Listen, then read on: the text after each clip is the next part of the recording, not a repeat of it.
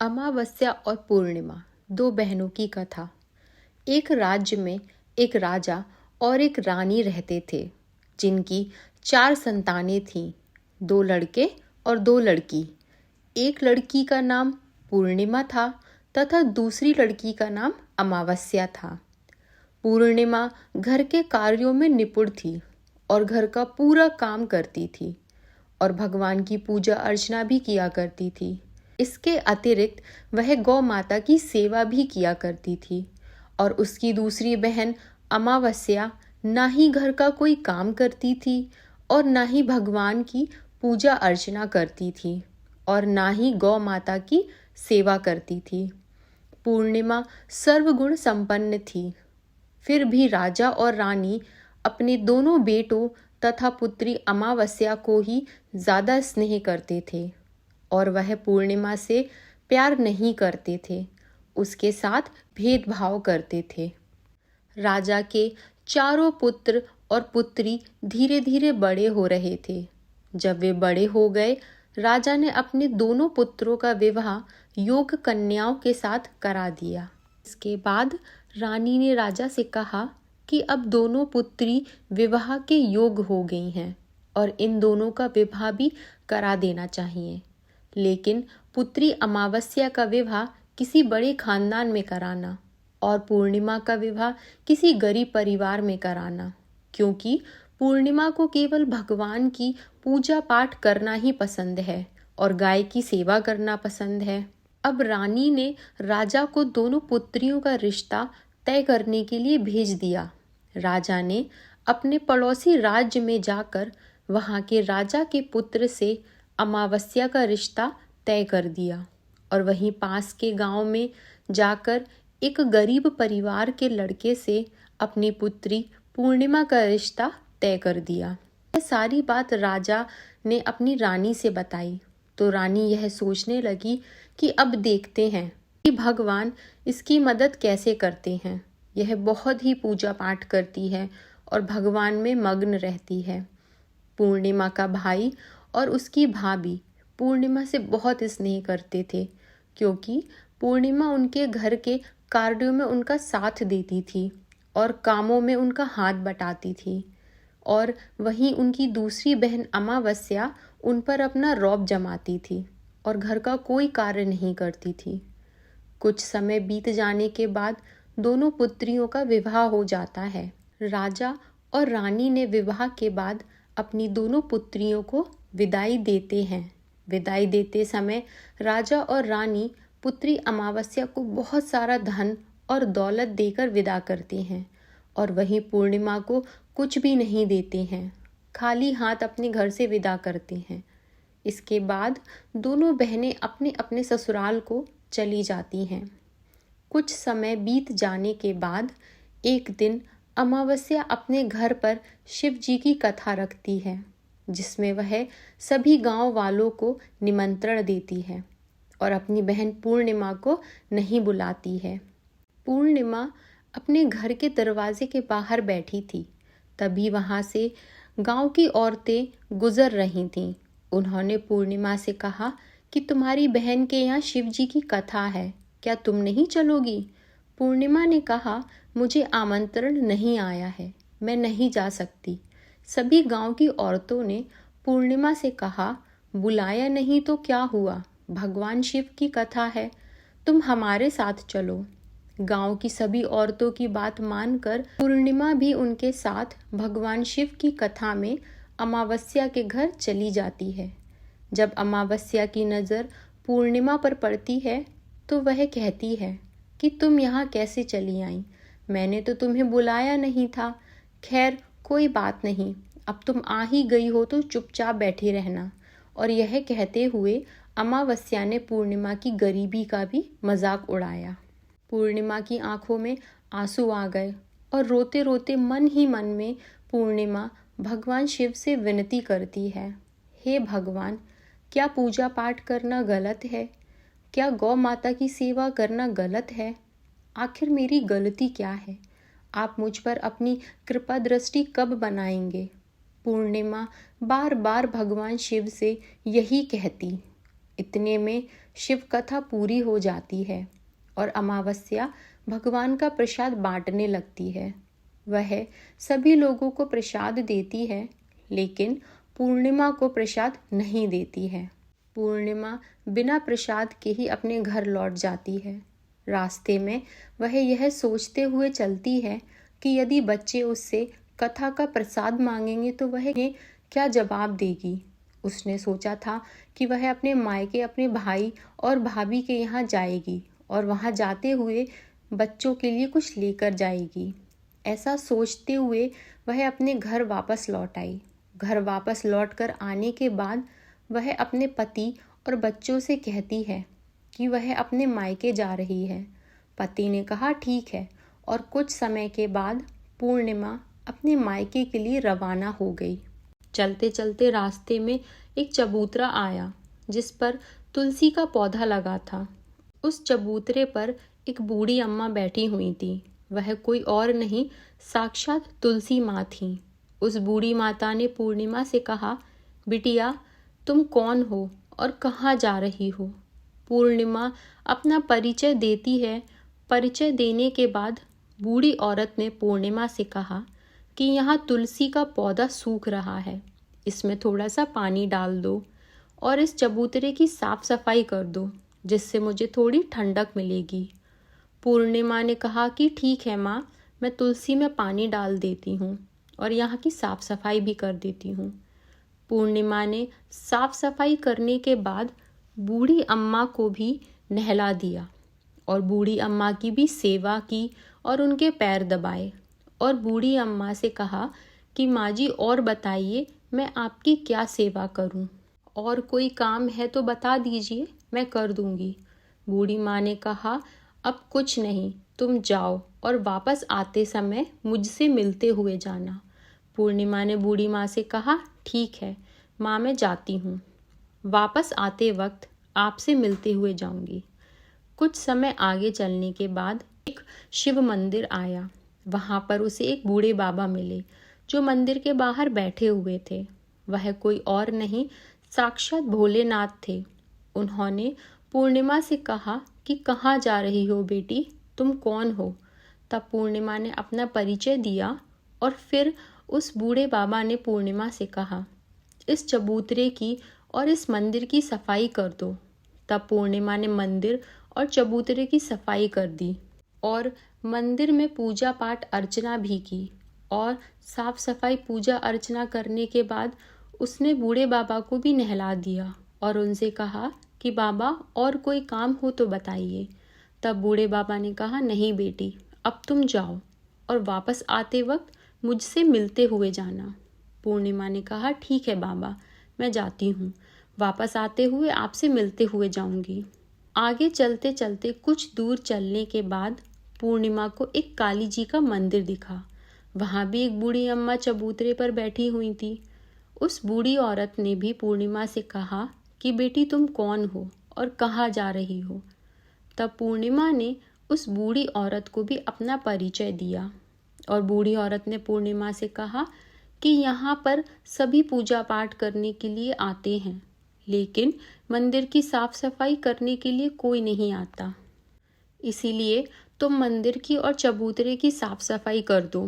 पूर्णिमा मंदिर की और चबूतरे की साफ सफाई कर देती है और पूजा पाठ भी करती है और माता जी का श्रृंगार कर देती है और उस बूढ़ी अम्मा को भी नहला देती है और बूढ़ी अम्मा के पैर दबाती है और कहती है कि सब काम हो गया, और कोई काम हो तो बताइए। बूढ़ी अम्मा कहती हैं कि नहीं बेटी, अब तुम जाओ, लेकिन वापस आते वक्त मुझसे मिलते हुए जाना। पूर्णिमा कहती है ठीक है, और वह आगे चली जाती है।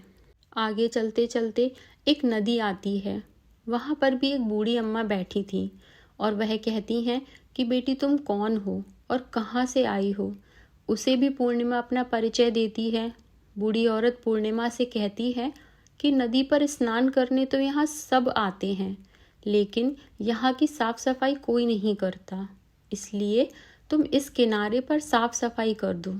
पूर्णिमा कहती है ठीक है माँ जी, और वहाँ की साफ सफाई कर देती है और उस बूढ़ी अम्मा के पैर भी दबा देती है और कहती है माँ जी, कोई और काम हो तो बताइए।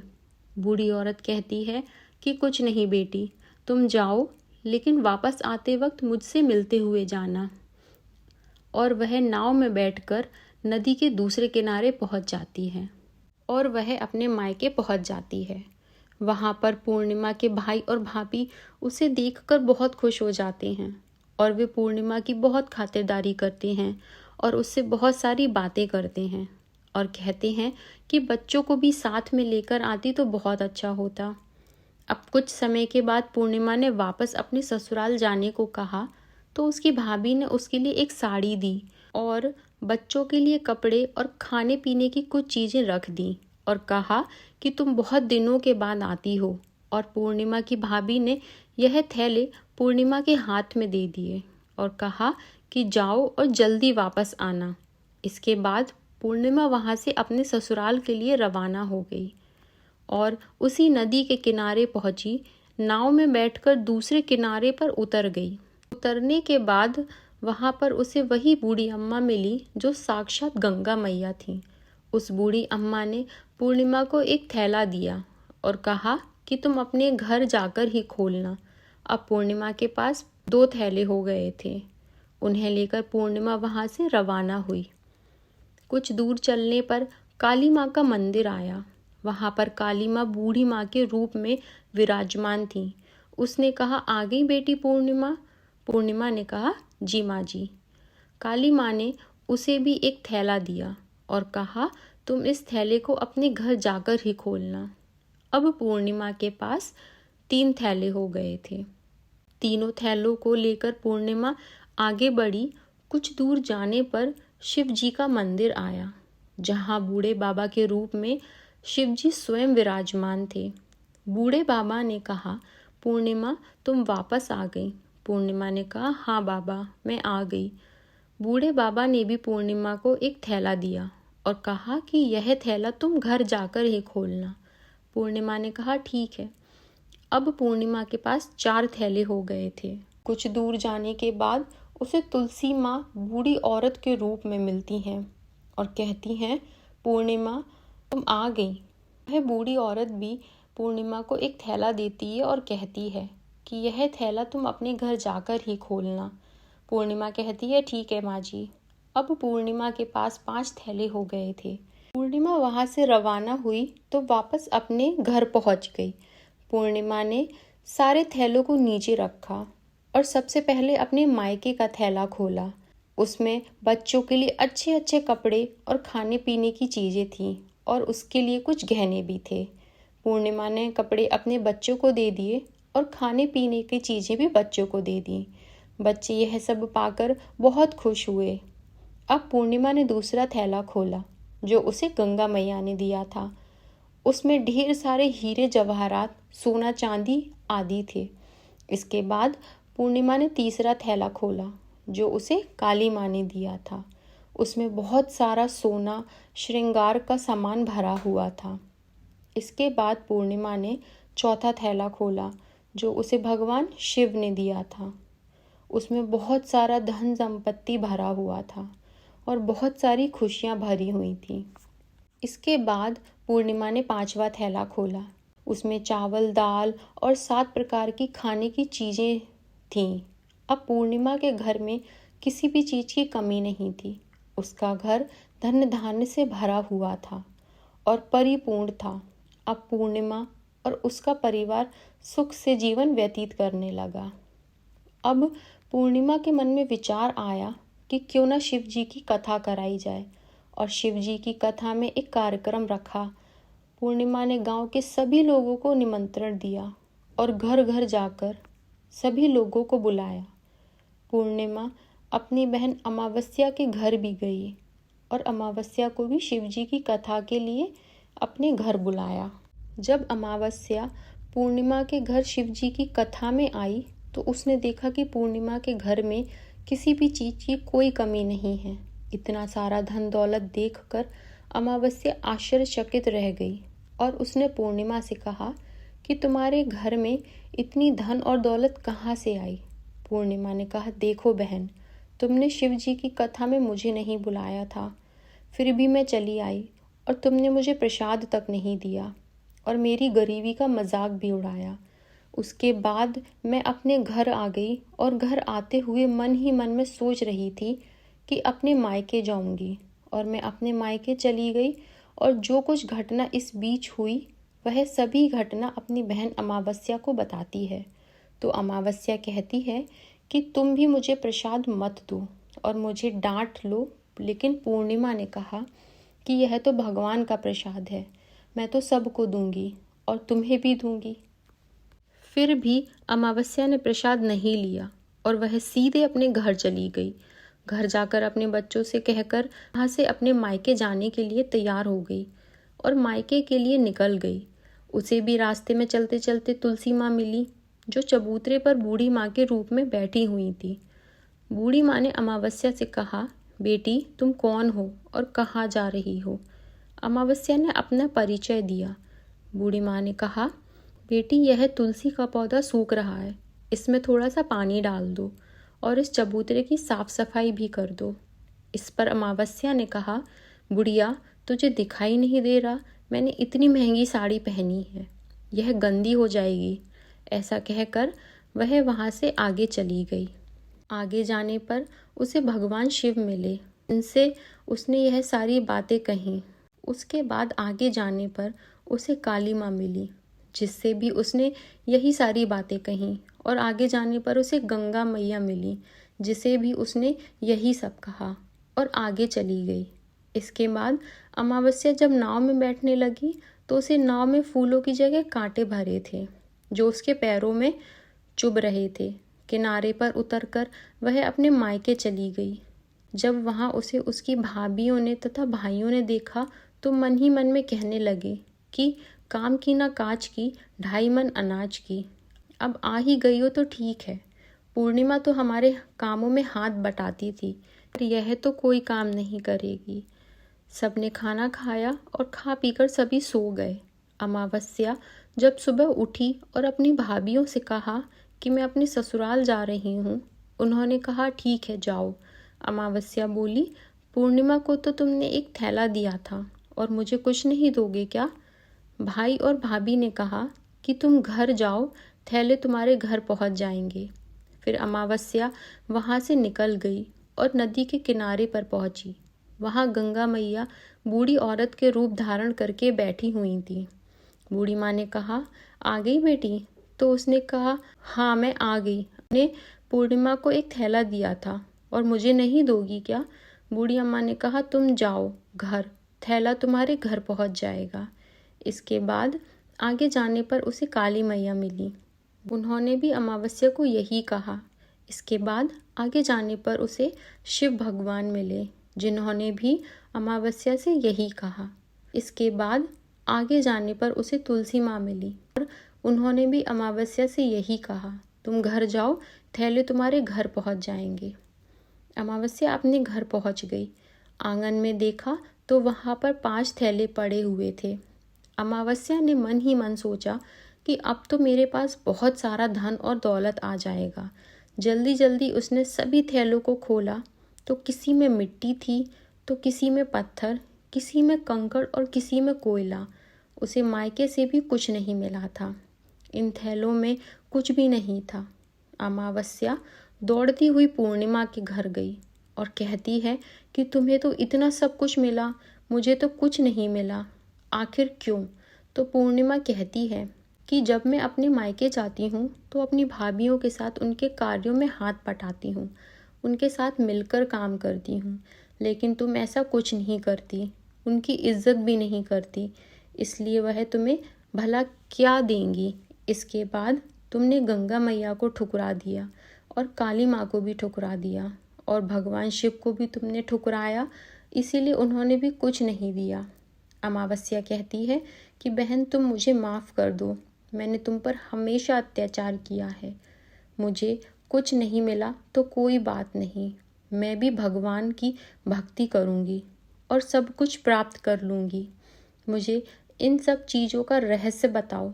पूर्णिमा ने कहा कि बहन देखो, 3 सूत्र का ज्ञान ले लो। पहले सूत्र में दया मांगना, दूसरे सूत्र में चर्चा करना और तीसरे सूत्र में 108 बार ओम नमः शिवाय का जाप करना। भगवान ने जो 3 सूत्र दिए हैं वो प्रसाद के रूप में स्वीकार कर लेना और हृदय में बसा लेना। मैंने सच्चे मन से भगवान की भक्ति की है, पूजा पाठ किया है, सबकी मदद की है, इसीलिए मुझे सब कुछ मिला। तब अमावस्या अपने घर गई और पूजा पाठ करने लगी।